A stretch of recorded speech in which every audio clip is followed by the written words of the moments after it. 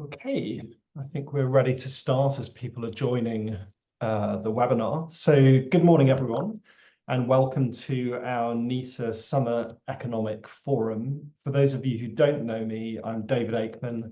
I've just taken over as director here at the National Institutes. So for this quarter's outlook, I think it highlights what I've described in my foreword as the Chancellor's trilemma. By that, I mean it's becoming increasingly difficult to see how the government meets its fiscal rules, delivers on spending promises, and avoids tax rises on working people. Something will have to give. So with that context in mind, let's go straight to the briefing. We're going to follow the normal format for that. So I'll start with Ed, who will give you the global outlook. You'll then have Ben, who will talk us through the UK macro picture. And finally, Adrian will close with the regional and distributional lens. And as normal, we'll basically ask you to kind of post your questions in the chat as we go along, but we'll take them after the three presentations. So do put your questions as we go through in the chats, and we'll take them after the talks. Thanks a lot for joining us, and over to you, Ed. Great, thank you very much, David. Hello, everyone. Good morning. I'll be presenting the outlook for the global economy. So if we have a look at what is going on, the headline really is that global growth is slowing, and this is both because of structural factors, but also due to the short-term shocks that we've experienced. And the pace of growth is becoming increasingly reliant on the emerging market economies. Although we have seen a couple of trade deals between the US and its trade partners, the effective tariff rate for the US is still too high, and we expect tariffs to weigh quite heavily on the global economy. We expect tariffs to definitely increase US inflation, but looking at the bigger picture, we forecast that OECD inflation as a whole is going to continue falling this year and next year. And finally, we expect the Fed to restart cutting their interest rates from September this year and cut rates to 3.25% by the end of 2026. So we expect global economic growth as a whole to slow from 3.3% last year to 3% this year, and further to 2.9% next year. So the chart on the slide shows the annual GDP growth rates for advanced and emerging economies. These are based on the IMF's classifications, as well as the world economy as a whole. So as you can see from the chart, this slowdown reflects the trend that we have seen since the COVID-19 pandemic, and mostly down to the weak performance in advanced economies. So tariffs imposed by US President Trump and the huge uncertainty around future policies have further weakened the global economy. And sort of as a result, we expect advanced economies to grow by only 1.4% this year. So to maintain the global growth rate, this largely depends on rapid growth in the emerging economies, which we expect to grow by 4.1% this year.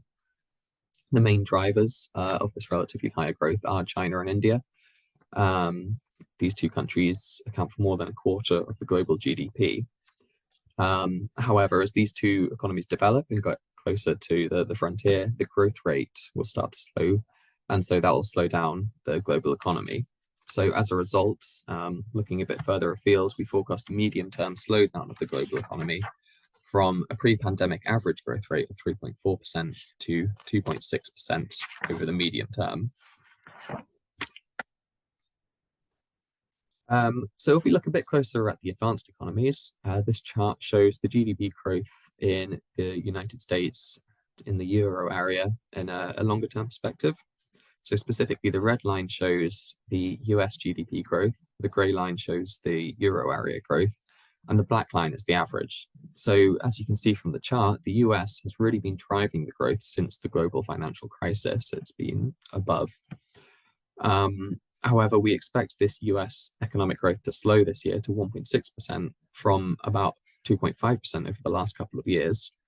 So this is not just because of tariffs, but also because of the large-scale deportation that's happening, which acts as a supply-side shock and will continue reducing potential growth rates of the United States. We expect other advanced economies like Canada, Japan, and the EU area to also be affected by the tariffs, bringing the growth in advanced economies down to around 1.5% in the medium term. So just to look a bit more at the tariffs themselves, on the 31st of July, President Trump made yet another modification to the reciprocal tariff rates. According to the new executive order, reciprocal rates have been adjusted for 70 countries, ranging from 15 to 41%. For all other countries, the tariffs will remain at 10%, and the sector-specific tariffs on steel, aluminium, and automobiles will continue. So this raises the effective tariff rate in the US to approximately about 18%, which is the highest level since the 1930s.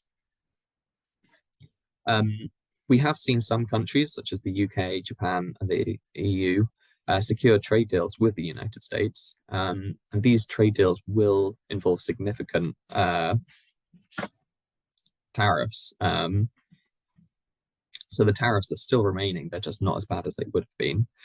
And so there's also large-scale investment and import commitments for these countries. So the exact details of these commitments and how they will be implemented in practice remains unclear, but we've seen that they've effectively made things a bit better than they otherwise would have been, but still worse off.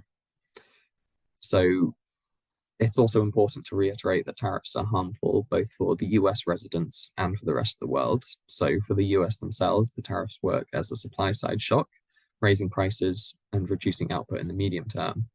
But for the rest of the world, they act more like a demand side shock, directly hitting exports and production.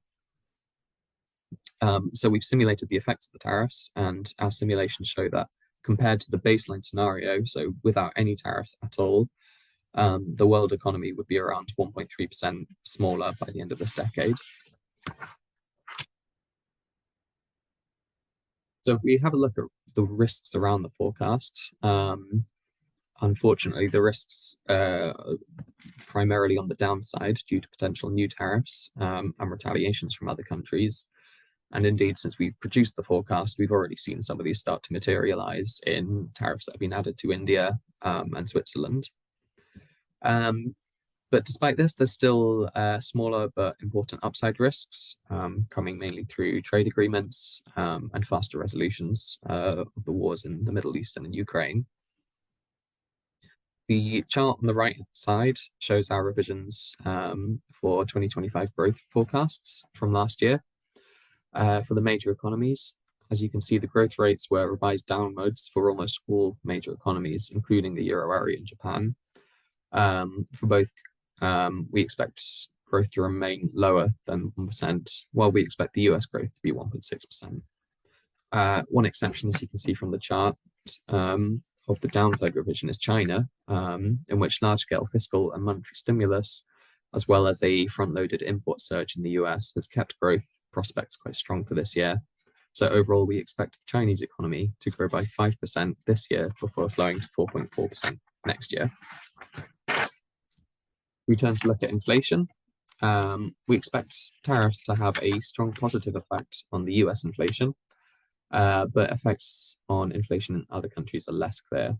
So compared to our forecast a year ago, there have been some upward revisions in inflations for most advanced economies. But it's important to note that the overall trend is still downwards for OECD countries. Specifically, we expect average annual inflation to be 2.7% in the US, 2.4% in Japan, 1.9% in the Euro area, and only 0.2% in China. And as you can see from our inflation fan chart on the left, risks are more or less balanced across our central forecast for inflation, because there are upside and downside risks related to exchange rates and oil prices. If we turn to look at monetary policy, we can see that on interest rates, the Federal Reserve and the ECB have diverged in the first half of this year. due to differences in inflation expectations.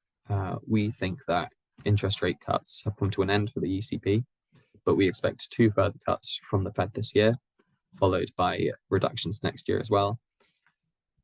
We expect a slight increase in the interest rates in Japan, and no real major change in the main policy rate in China. So in addition to loosening monetary policy, we expect the continuation of expansionary fiscal policies in most advanced economies. So this is mainly due to substantial tax cuts in the One Big Beautiful Bill Act in the United States and the commitment to increase military spending in the European Union. So as a result, we expect public debt levels to continue rising, leading long-term bond yields to remain elevated in most countries. We'll leave you with the forecast summary on the screen. Thank you.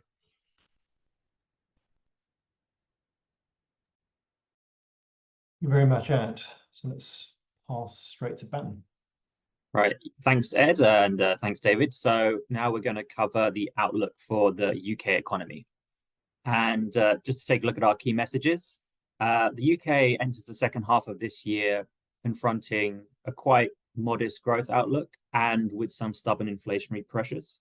We think that growth is around trend, so 1.3 for this year, and we've had a slight downward revision to our growth forecast for next year. Now, inflation is going to average 3.3 for this year, which is significantly above target, reaching 3.7 in the third quarter of this year. And then we expect it to gradually fall back to target and meet the bank's 2% target on a lasting basis around early 2028. We have 2 more rate cuts in 2025. Well, this was actually from the slides of yesterday, which means that we got that right. And we have another cut early in 2026. So we've got 1 more 25% basis point cut in November, and then another one early next year. We also think that the government is on track to miss its fiscal rules, and this is due to higher than expected borrowing and also a slightly weaker growth outlook. And we'll cover that in the fiscal section later on. So turning to our growth outlook, GDP growth is 1.3% for this year, and this is a 1.2% relative to our spring forecast, and also a slight downward revision for next year of 1.5 down to 1.2. And the reason for this is that we've had greater uncertainty and we've had trade policy uncertainty weighing down on exports, and also government spending doing a little bit less of the heavy lifting than we expected, particularly next year when this increase in government expenditure has already been baked in. So you get the growth kind of 25, 26, and then 26, you get a bit of a drop off.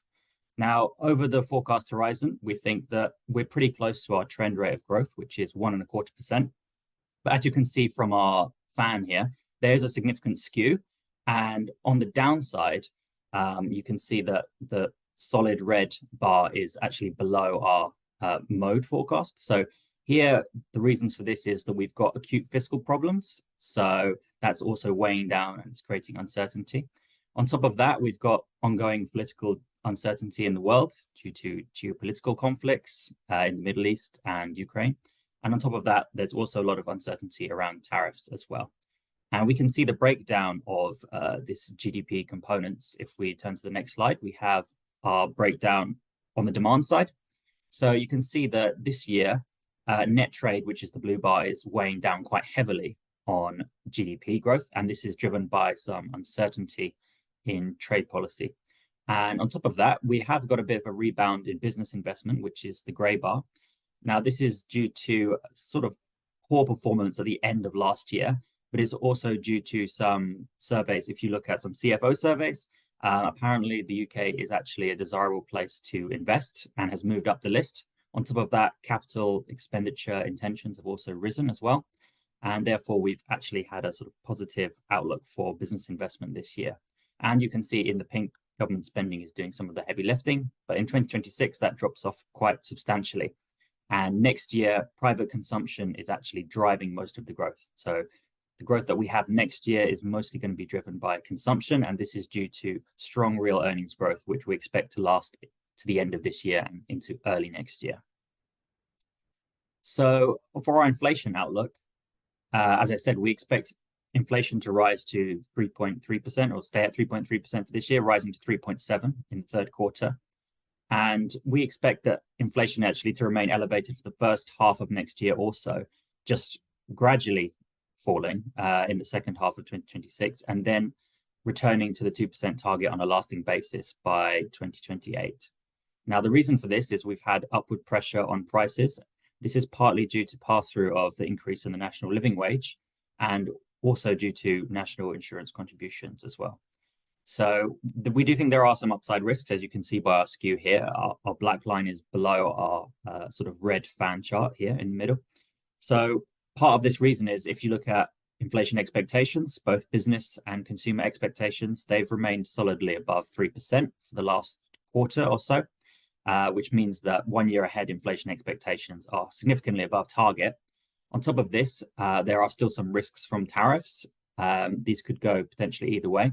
And also if geopolitical tensions did materialize and this passed on to higher energy prices, then we could also see a higher outturn in inflation relative to our central forecast there. For monetary policy, as I said, we had our launch on Tuesday and our release on Wednesday, and that was before the Bank of England decision yesterday to cut rates by 25 basis points. So we have another cut penciled in the same magnitude in November, and then a final one in 2026. Now, the reason is we have one more rate cut than we had last time. This is just because the demand side of the economy has been slightly weaker than expected. And also just because the bank is really focused on long-term price stability. So all of these decisions now have significant lags of 12 to 16 months. So there is a hump in inflation. We expect inflation to come back down to 2%. But ultimately, the bank is making policy based on long-term price stability.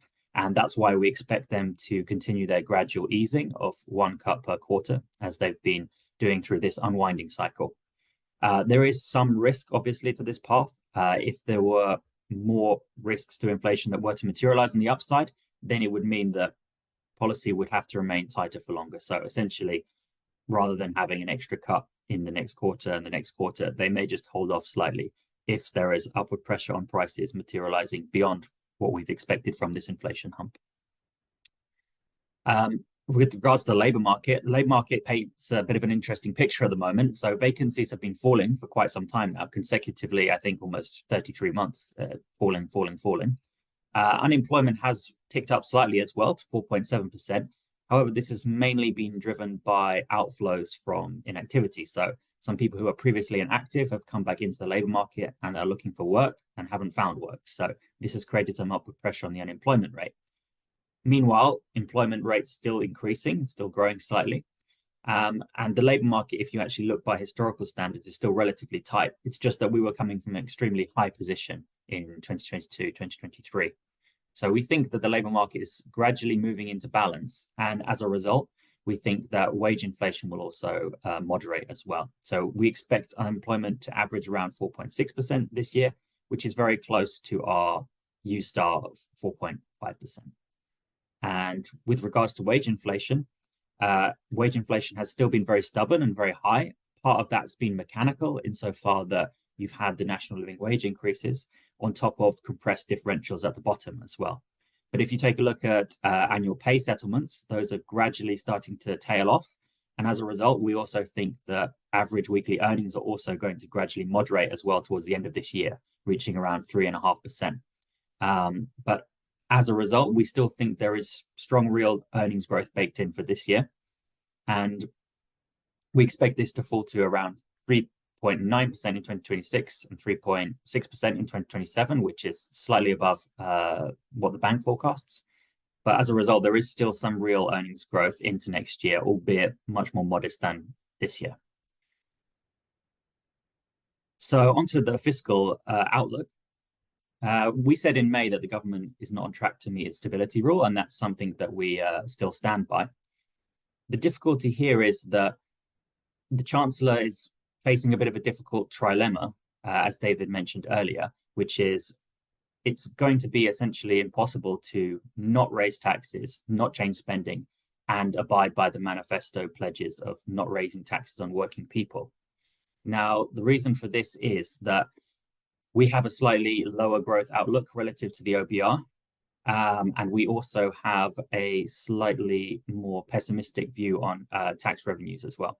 So just to sort of talk through some of the breakdown, relative to the OBR on the current deficit, which is the stability rule, we saw that there was an overshoot in the fiscal year ending 25 of 14.3 billion. And then on top of that, we also saw that there was a failure to pass the planned welfare reforms. And that was also baked into the OBR's forecast in March 2025. Now, cumulatively, the universal credit health component and the incapacity benefits cumulatively until 29/30 will mean that there's an extra 13.7 billion that needs to be made up. In addition, there was a partial U-turn on the winter fuel allowance, costing around 1.5 billion. And then in addition to that, due to lower tax take as a result of lower growth and slightly higher unemployment relative to the OBR, it means that there are more transfer payments and less growth in employment relative to the OBR's forecast. And that gives us another 22.2 billion by 2029. And that makes up the difference of this 41 billion shortfall relative to the 9.9 buffer. Ultimately, we do suggest that rebuilding fiscal discipline is going to be important going forward. And if we take a look at the next slide, we can also look at the supplementary target for the fiscal rules. Now, this is the public sector net financial liabilities to GDP. This fiscal rule is easier to meet and it is being met with a small amount of headroom insofar that public sector net financial liabilities as a ratio of GDP is falling in the final year of the forecast horizon. But what is more important is that to actually rebuild a bigger buffer and to kind of overcome this fiscal fatigue and malaise, there's going to be a sort of sustained and moderate increase in taxes, at least in the medium term. And the reason for this is the spending envelope is largely fixed. The comprehensive spending review has already taken place in June, and a lot of those budgets are fixed for the next couple of years. So there needs to be some movement on tax in the autumn budget if these rules are to be met. However, I would say that over the long-term horizon, there does need to be some control in terms of the tax burden as a share of GDP. So the tax burden as a share of GDP cannot increase indefinitely forever. There needs to be a sustained moderate increase in the short to medium term with a thought on where long-term fiscal sustainability is heading as well. Now, this could be raised through a number of different taxes, potentially. The national insurance contributions cuts, the 2p cuts that took place under the previous government, cost around 10.3 billion per year. So that's per year. So if you add that over 4 years cumulatively until 2029, then you could make up 41 billion or so. But on top of that, it's important that any tax rises are also kind of balanced with spending cuts, but spending cuts that don't actually endanger and continue to protect the most vulnerable in society as well. So back to our key messages. As I said, GDP growth is modest and it remains around trend, 1.3% for this year. Inflation is certainly above target, quite worryingly so, and we expect it to gradually settle back to 2%, but over the next few years. So we don't expect any immediate return to 2% in 2026. We've got another rate cut in November and then a further rate cut in 2026. And as a result of this kind of mixed outlook, we think that the government is quite likely to miss its stability rule by a significant margin. And as a result, in October, it's quite likely that there will be significant changes to tax and spend policy in the autumn budget. So given that, I will pass over to Adrian, who will talk about the distributional and regional components of the outlook. Thank you, Adrian. Very much indeed, David, Ed, and Ben. Good morning. I'm going to present the outlook for UK households and regions, and I'm going to go straight to our key messages. The first one, which has already been indicated in Ben's presentation just now, one of the things to think about is how to alleviate pressures on the poorest 10% of UK households, where we anticipate that living standards will continue to decline as they have done last year. We are seeing some welcome announcements on investment in regional transport gaps, both in the autumn budget and more recently in the June comprehensive spending review. And there's a fair overlap with the investments announced and the gaps that we have also found. So that's good news. Yet it's also the case that always more needs to be done. We need to think very hard about public investment and how to target and tailor it. And then that takes me to some of the policy options that we at NISA would like to put forward for the autumn budget. So let me start with household living standards. There was some good news last year, which we highlighted already in May, which is that real personal disposable income grew by 4.1% in 2024. But we're now seeing a very sharp slowdown in that growth. We're only projecting 1.1% growth in RPDI this year and 1.2% next year. And that is because of tax increases that are already decided, as well as persistent inflation. And I'll come back to persistent inflation because that's also what's affecting living standards of some of the most vulnerable in society. The larger point, though, is this. There are some significant distributional differences. Middle and higher income households will do better than low income households. And those low income households will face some very severe pressures. And this is where policy needs to think very hard how it can shield them from that decline in living standards, because it only adds to poverty and destitution, adds to the welfare bill. This is not a dynamic that we need and should see.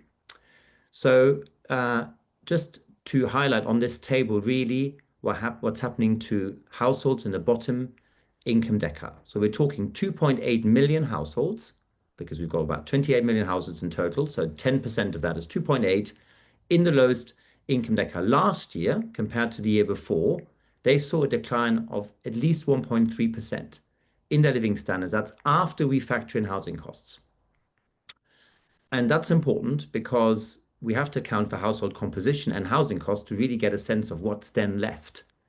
And effectively, inflation outstripping income growth, so whether through work or through benefits, means that people, 2.8 million households to be precise, have been worse off.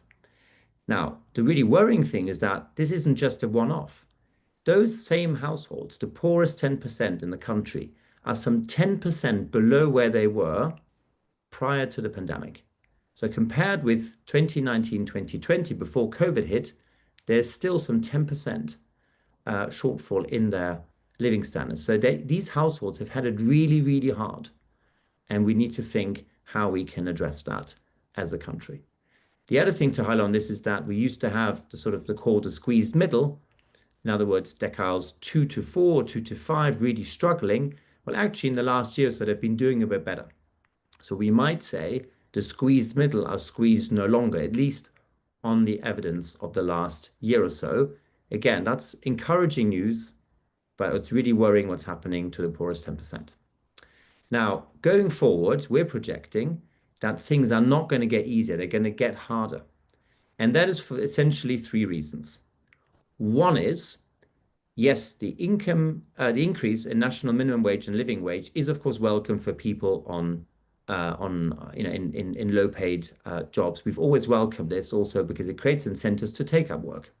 There is a cost side to businesses we have to bear in mind, but let's look at the distributional picture for now.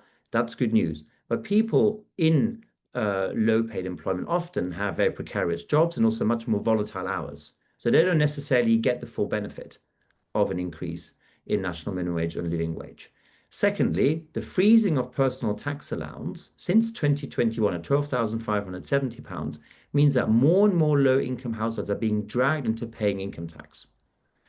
Now, we understand that the fiscal situation is incredibly tight, as Ben has just outlined in his presentation. The question is, should the burden of fiscal adjustments to cope with the shortfall in public finances really fall on low-income households or not? In the autumn budget, the Chancellor announced that she was going to uprate the personal tax allowance in April 2028, which would help people on low incomes. We anticipate that she will postpone this at least to 2030.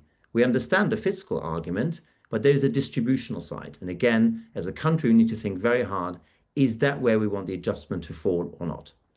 But the most significant factor for living standards of the poorest 10% in society is the continued above inflation rises in housing costs and in food prices. So we project about 8% of housing cost increases in this year, and about 5% of food price inflation. Very significant. Why? Because low-income households spend a disproportionate part of their budget on housing and on food. Now, let me move on to our regional analysis, which, as I said at the beginning, suggests that there's a fairly good overlap between the existing regional transport gaps, which are deep, but the new investment that's now coming in to try and address and have better transport connectivity. We also have a box on variations in regional productivity, which I encourage you very strongly to read. Paints a really important picture of why we have such weak productivity increases outside of London, the metropolitan parts of the southeast, and certain metro areas like Manchester. So on transport, very briefly, why does it matter? Well, better transport connectivity allows people to have, improved access to jobs and to training. Really important for people to get into work, to access the opportunities that exist, perhaps not where they live, so they need transport to get there. It also enables businesses to potentially relocate and to grow while retaining access to skills, to skilled labor. It can stimulate competition for business and also foster agglomeration economies. That means all the positive effects of co-location of people, ideas, businesses, infrastructure, right? It's in those agglomeration areas where we get the highest economic growth and the highest increases in productivity. And finally, it can help extend the reach of economic activity gains. That is, it can also have positive spillover effects from growth areas in city centers to adjacent areas, so that we can also help regenerate some of the places that have not benefited in the last 20, 30, 40 years from growth, from globalization, and so on. So transport connectivity is really, really important. Now, what we find in our work is very, very simple. Since 2019, we've seen a deterioration in public transport provision that has been quite significant, especially for the three devolved nations, as you can see, the dark shaded areas, Scotland, Wales, and Northern Ireland, but also other parts of the country, namely the Northeast and parts of the Midlands, and indeed parts of the South as well. And as we will see in a minute, that in fact includes certain areas in London. Now, it wasn't all about COVID, though COVID was, of course, a disruptor. It was in some sense a catalyst for this deterioration, but not the main cause. What really explains this deterioration in public transport provision is chronic underinvestment. As a country, we haven't invested enough in roads and in train and bus services. That's what needs to be fixed. And what is good news in the public, in the comprehensive spending review presented in June, is that it builds on the budget in the autumn to say, let's have more investment. So let's look briefly where this investment is happening. And the good news is that new transport investment is happening in areas that need it most, such as the North, I mentioned the Northeast, but also the Midlands. So the pound signs on the map show you where different public investment projects are going to happen. They're decided, they are going to go ahead. This is not subject to authorization. These are projects that will proceed. So there's a good match, and that's a welcome development. Now, you can also see certain dark shaded areas where the gaps are still deep that aren't being invested in. Now, in some areas, we can understand that. Rural Wales, mountainous Wales, that is a generational challenge. That's going to take a long time. It needs to happen. Can't obviously happen in 5 or 10 years. But you can also see for the London map that parts of East and parts of the west of London have still gaps in transport connectivity, which again need to be fixed. So there is a case for investing further in London transport, even if it's already, compared to other cities, an integrated and better transport system than we currently have for some of the second-tier cities. And they're lagging behind in productivity terms, partly because they don't have an integrated transport system. So more is needed in London as well as in other parts. Now, let me move on to the final part very briefly. What are some of the policy options that we're advocating, at least for discussion and for consideration in the run-up to the autumn budget? First of all, we need to deal with the welfare bill. We've had U-turns on welfare reform, and we are certainly saying at NISA that the winter fuel allowance would have hit the wrong households, and that other changes to benefits might not have really helped inactivity enough, while penalizing people on very low incomes. However, the big challenge is inactivity. We have some 9 million people, of which about 800,000 young people are not in education, not in training, not in employment. They need to be brought into the labor market. We need much more targeted action there. The government have announced 1 billion. That needs to be dispersed quickly. And we also need to think about devolving skills spending to lower levels so that we can reduce inactivity, which is a big part of the welfare bill. Secondly, we are saying it is important to consider whether there is a way of uprating the personal income tax threshold at £12,500, not changed since 2021 when we've had high inflation in the last 3 years, to help the poorest 10 and even the poorest 20% of households. So we should not automatically postpone that to 2030. And finally, the thing that's really dysfunctional in terms of tax and is not at all progressive is council tax bands. They've not been revalued since 1991. So either we revalue them and reform the council tax system that way, or we even consider replacing the whole council tax system with a land value tax, which again would help us with tax revenue, would be much fairer than what we currently have. Let me leave it there. Thank you very much for your attention. Lovely. Thank you, Adrian. So let's jump straight into the Q&A, I think. So I'm just going to remind everybody, well, I'll start by saying we have a very large number of people on the call here. There's 150 attendees. So if you have questions, the best thing by far is to stick them in the chat, because it's much easier for me to see them there rather than you raising your hands.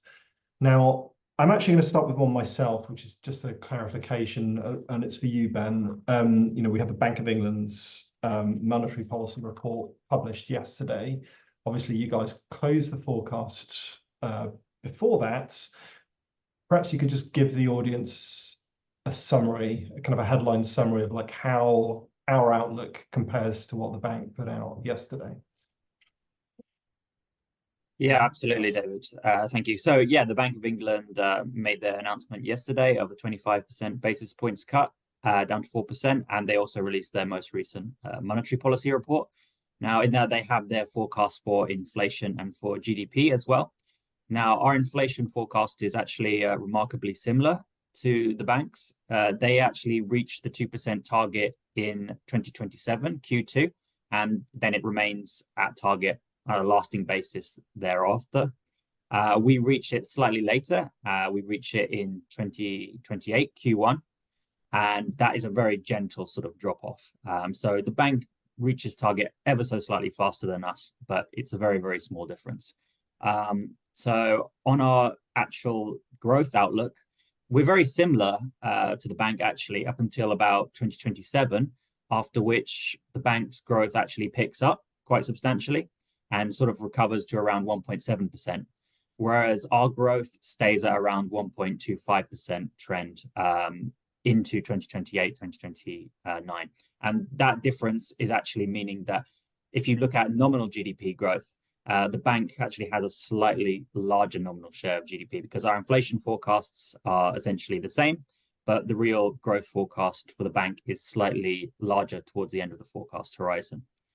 So as a result, our outlook is slightly more pessimistic relative to the banks and significantly more pessimistic relative to the OBRs. Lovely, thank you. All right, so let's go to the webinar chat Q&A. And I think the way we're going to do this is I'll probably try and group the questions according to which presenter they're directed at. I'm going to start with the UK, as we have Ben already answering questions. And I think I'll start with a question from John Geeve. Now, John, if you're still there, I think you can actually ask your question directly, and our staff in the back of the talk here will be able to kind of give you access to a mic to ask your question. Shall we see if that can work? Okay, can you hear me? Yes, we can. Lovely. Thank you, John. Right. Well, my question is really whether you're underestimating the size of the fiscal gap. You've spoken in terms of potential cuts in expenditure to close the gap as it currently exists, but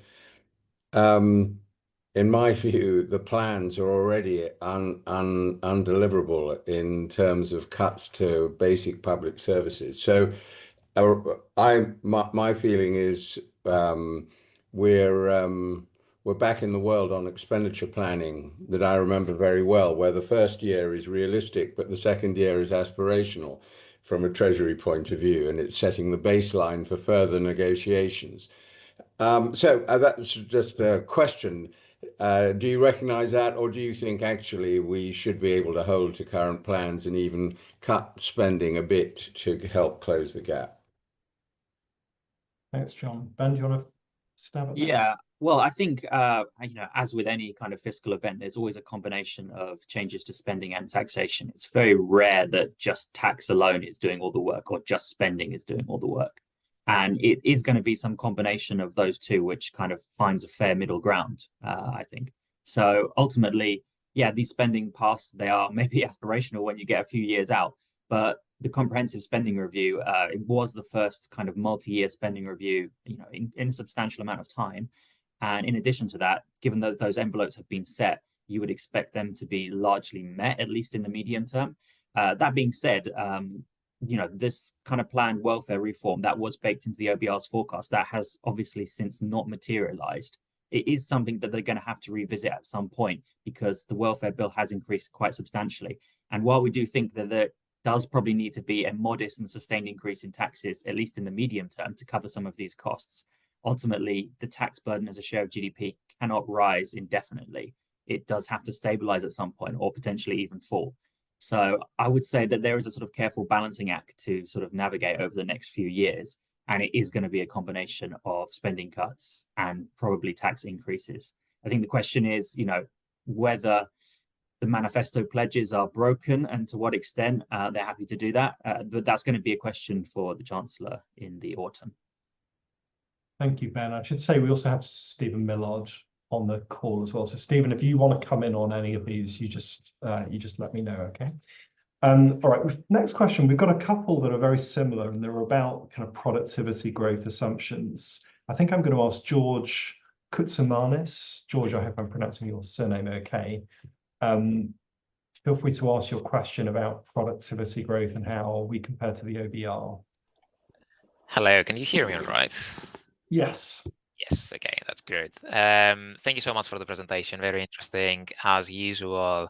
Yeah, my main question there was that you mentioned that the fiscal gap that you estimated is largely driven by a weaker growth forecast compared to the OBR. So my question was, what is underlying that weaker forecast? Is it productivity growth, which I know, well, obviously the OBR has been a little bit over optimistic in general about this, but it would be great if you can shed a little bit more light on this, including what is your long run assumption for productivity growth to make kind of the comparison a little bit more direct, I guess, with what the OBR is assuming, just to pin down the differences really.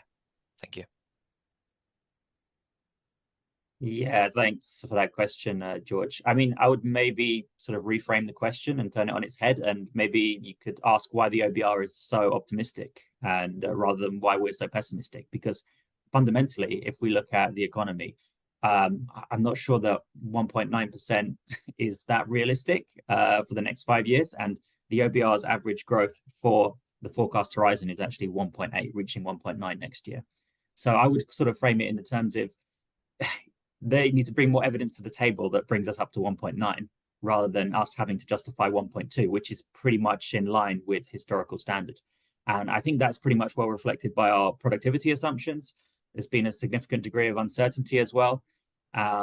So really at the moment, I think the onus is sort of on the OBR to explain where 1.9 comes from. And we're pretty much in line with our sort of previous performance over the last few years. So that's sort of how I would frame it ultimately. Very, very clear. Thank you. All right, next I'm going to go to Rory McQueen, who had a couple of technical questions that are kind of worth asking. So Rory, would you like to ask your question? Thanks, David. I'll be brief. The first was that I noticed you have a slowdown in our PDI growth in 2027. I had a quick look in Niger, and it seems to be a result of a rise in the effective tax rate in 2027. So I suppose my question is a clarificatory one, that the assumption on the result on the fiscal gap, if you like, is despite what appears to be already a rising tax burden, which is already in policy and therefore in the forecast. And the second question was just that I think exports are slightly up this year so far, but you've got them falling 2.3% year on year. So I was just wondering whether you're anticipating a very bad second half of the year for exports, and is that down to a strong pound or demand weakness in trade partners. Or thanks very much as always. That's Rory. Yeah. So yeah, thanks for the questions, Rory. Always good, robust, challenging questions. So I think for the RPDI, I mean, you're right to point this out, that the tax burden is rising. Now, this is kind of a feature of the way that we do these calculations. So we take the OBR's cash nominal spending plans and we impose them. And then we back out those effective tax rates given what we think growth is for the economy. So some of that is sort of built in and mechanical, but ultimately it's that we've got a lower growth forecast relative to the OBR, but we fix the spending parts in nominal terms. So arithmetically, that kind of leads to a higher tax burden. With regards to exports, you're right. This is partly driven by a couple of reasons. One, we think that there may have been a sort of slightly better first half of this year because tariff announcements and people were trying to essentially get all the ducks in order before some of the tariffs hit, and there was a lot of uncertainty. So that may have brought forward some trade. But with regards to the pound, also we've seen that the pound has been rising relative to the dollar, so that's obviously going to weaken the trade outlook. And on top of that, the Eurozone has not been performing that well. If you look at Germany and France, the performance has not been fantastic. So our strongest export partners in Europe haven't been performing that well in addition. So that kind of accounts for the sort of poor performance on top of just general uncertainty as well. There's been a high degree of uncertainty that's been prolonged for a long time. And we think that this is essentially going to be a drag on net trade going forward. I don't know if you want to add to this, Stephen, at all. No, I mean, just to say that, we're facing higher tariffs now than we were in Q1 of this year. So Q1, as Ben said, everybody tried to get their exporting done then to miss the tariff. So even though we have a deal with the US, we are still facing tariffs that we were not facing a year ago. And we should never forget that. Very good, thanks. Let's move to, I want to do one more on the UK and then we'll kind of change gears. So Kevin Newman. Kevin, do you want to ask your question? That was a good one.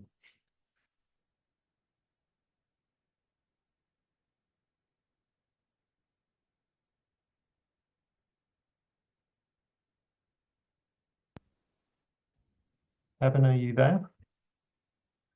Yeah.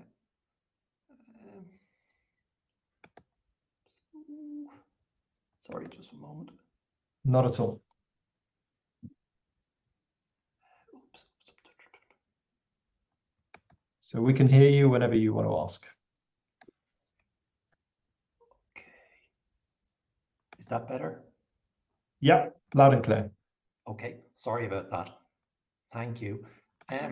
So just on a kind of a more macro picture, in relation to, say, access to financial markets and cost of borrowing, I mean, everybody would probably go along with your baseline predictions, but what I'm concerned about really is around if the new tax measures, which will presumably be introduced in the autumn, if that doesn't either in the short, medium term gain favour with financial markets, where does that leave the UK on a more macroeconomic, macro-financial stability setting?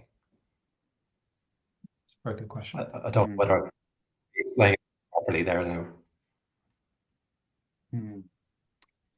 Yeah, I don't know if you have any thoughts on this, David. I mean, I'm sort of trying to work out how I tie this in with our outlook and forecast. Well, I think, Kevin, if I understand the point you're making, it's just that there is Rachel's put a lot of stall by meeting her fiscal rules, and we're pointing out that at the moment those numbers, it looks like that will come under a lot of pressure in the autumn budget. And at least my kind of assessment of where things stand would be that financial markets would not react positively to any whiff that the fiscal rules were being changed or not, or there was the strength of commitment to those rules was weakening in any way. So I think that colleagues welcome, do chip in if you have additional thoughts on this. But I think the kind of clear picture from my side is the non-negotiable here is that the fiscal rules are stuck to, given where things are, the level of borrowing and the stall that she's set behind them already. Yeah, Okay. I agree. That's sort of the general sort of outlook on that is these rules, they may not be perfect.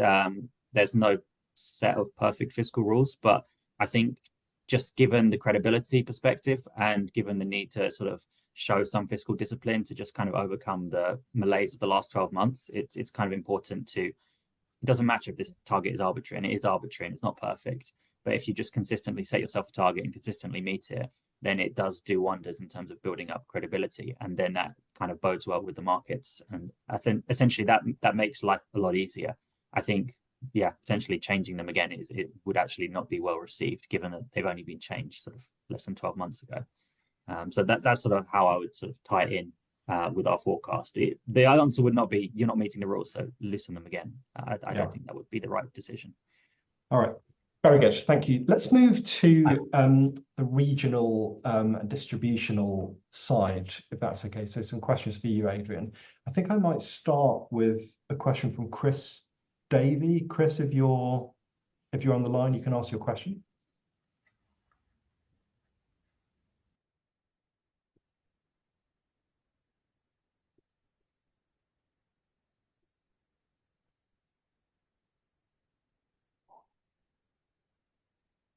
Can't hear you yet, Chris, so I don't know if you're muted or... Wait 1 second. Okay, I will ask the question in Chris's absence, so Chris, forgive me for doing that. So the question is, how do you anticipate the impact of reductions in migration proposed will impact these forecasts or impact the standard of living of the bottom 10%? Adrian, do you want to have a stab at that one? Yeah, thank you, Chris, very, very much for that question. Really, really good one. So I think a couple of things to say. I mean, one is migration is coming down, but of course the overall level is still quite significant. So we'll have to see how the next drop happens. We've gone from nearly 1 million down to about 420,000 or so. Let's see how that continues to fall if it does. Should that happen, then I think there's two things. I mean, there's an aggregate effect, which is going to be a problem because we're not going to have some of the potential workforce to do things. And then the question is, will that be replaced by domestic workers? And there are all sorts of questions over skills and training and so on. So that's an open question. Potentially where people in the bottom 10% would then take up jobs that are not currently taking up, there would be some compensation for that negative impact. But really, I think the problem of inactivity is so entrenched, we're not going to have a short-term solution to it. And therefore, in aggregate terms, we would expect that at least over sort of 2 or 3 year period, there would be a negative impact should migration decline as it has done over the last year. So that's, I think, for that. It's also the case that really we can help reduce inactivity regardless of the level of immigration, right? And that's really where the focus should be in terms of domestic policy. Let's make sure that people who can work and who want to work have the opportunities. And if that means more training, or if that means better transport connectivity to get people to training and jobs, then that's what the focus of domestic policy should be. Drive down inactivity that helps output and it reduces the welfare bill. That's the focus. Thank you, Adrian. One more for you, I think. This is from Richard Tufts. Richard, if you're here, you can ask your question. Thank you, David. Thank you very much for the panel for a very interesting, all as usual, discussion. I want to talk a little bit about the regional development possibility, because one of the issues you have in the UK is and I'm talking from Belgium here, from Brussels, is the sort of you've already alluded to the problems of regional productivity, the big difference between London and the rest of the UK, which is driving down, in a way, the whole of the UK economy. And one of the areas I'd like to talk about is whether we need a more regional governance, which can develop particular regional economic strategies, which you've already mentioned, particularly on transport. But it's a very limited area. You mentioned already skills, infrastructure, but you need a whole, I think, an industrial strategy, which is much more focused around regional capabilities. Well, Richard, thank you so much for your more than generous words and for an excellent question, like all the other questions.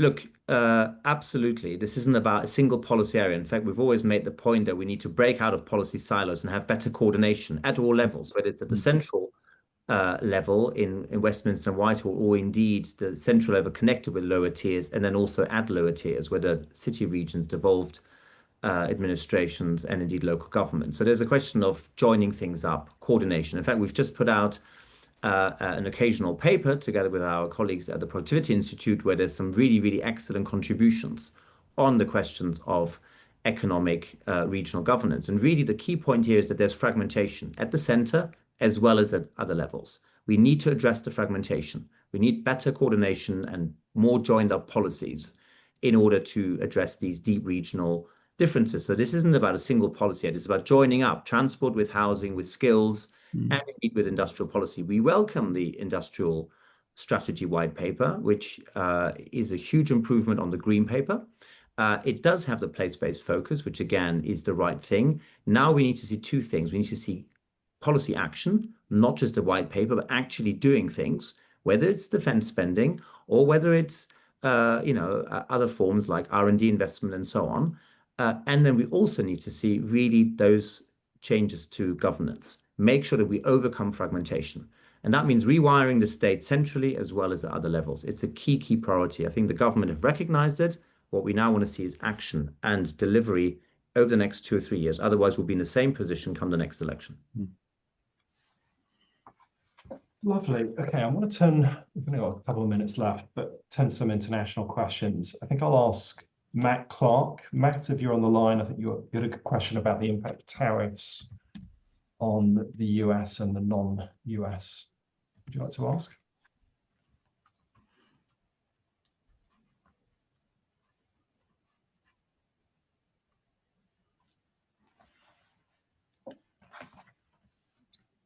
Matt, can we, I think you might be muted if you are asking your question.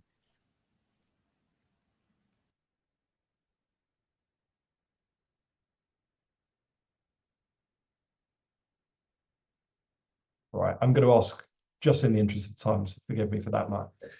So the question is, you said the effect of tariffs on the non-USA world is ambiguous. Why is that? Surely it's clear. There should be inflation in the US and disinflation outside of it. Ed, would you like to react to that one? Of course. So I think by and large, in the most part, we would agree that there is sort of quite a clear effect of tariffs, which is, as you say, inflation in the US, lowering of productivity in the medium term, and kind of these demand side effects across the world. It's been ambiguous, or a bit more ambiguous, because there's a range of other shocks that are going on. So we've seen changes in oil prices, changes in the exchange rates that don't necessarily follow the economic fundamentals. So we've seen the US depreciate rather than appreciate in the short term.